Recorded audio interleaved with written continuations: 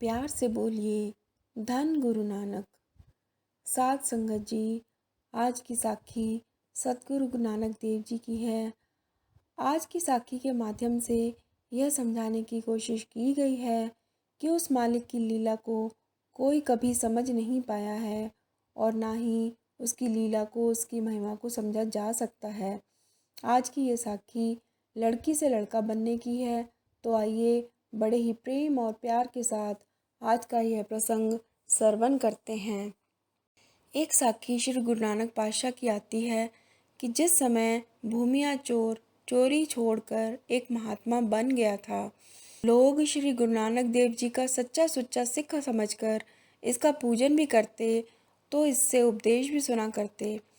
जिस राजे के घर वह चोरी करके धन पदार्थ लूट पाट करके छोड़ आया था, उसने सच्चा नेमी जानकर अपना वजीर बनाया था। इस राजे के संतान नहीं थी। राजे ने भाई भूमिया से अरदास कराई कि मेरे घर लड़का पैदा हो जाए, क्योंकि उस समय लड़कियों को बराबर के हक नहीं दिए जाते थे। थोड़े समय के बाद पुत्र की जगह पुत्री पैदा हो गई, लेकिन राजे ने सिदक नहीं हारा। उसने पुत्र समझकर ही खुशियाँ मनाई, तो नाम भी शहजादे वाला ही रखा। उसको वस्त्र भी मर्दों वाले ही पहनाने शुरू किए।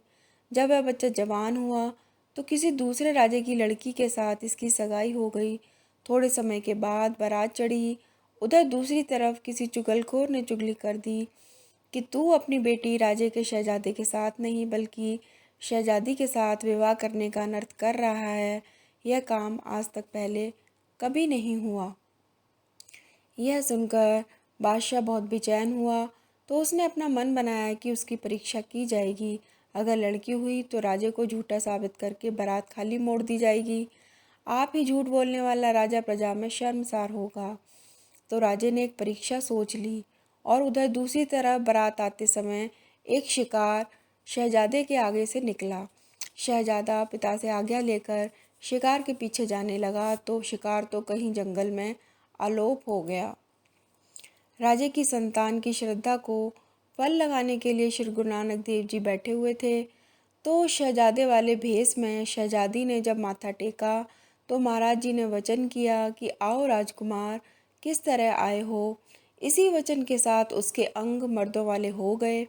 फिर उसने वापस आकर अपने पिताजी को बताया। फिर उसका पिता भी आया, तो उसने श्री गुरु नानक देव जी के चरण पकड़ लिए और कहा, महाराज जी, आपने मेरी पैज रख ली। तो गुरु जी ने कहा कि मेरे प्यारे सिख भूमिया और संगत की हुई अरदास कभी भी व्यर्थ नहीं हो सकती। मेरी तेरे ऊपर खुशी हुई राजा। बारात लेकर जब लड़की वाले राजे के महल में पहुंचा, तो उसने परीक्षा का जो सोचा हुआ था उसके अनुसार पुत्र वाले राजे को विनती की कि हमारी कुल की रीत है कि हम अपने महलों में विवाह करने वाले लाडे को वस्त्र समेत स्नान कराते हैं, और वो वस्त्र हम अपनी तरफ से पहनाकर स्नान के बाद लाडे के वस्त्र को यादगार रखते हैं।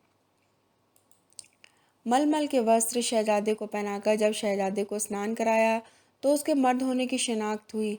इस करके राजे ने अपनी लड़की की शादी के साथ साथ क्षमा याचना भी की कि मुझे माफ़ करो, मुझे किसी चुगल ने भ्रम में डाल दिया था कि जिस करके तुम्हारे पुत्र को स्नान कराने की खेचल दी। यह हमारी कोई कुल की रीत नहीं थी।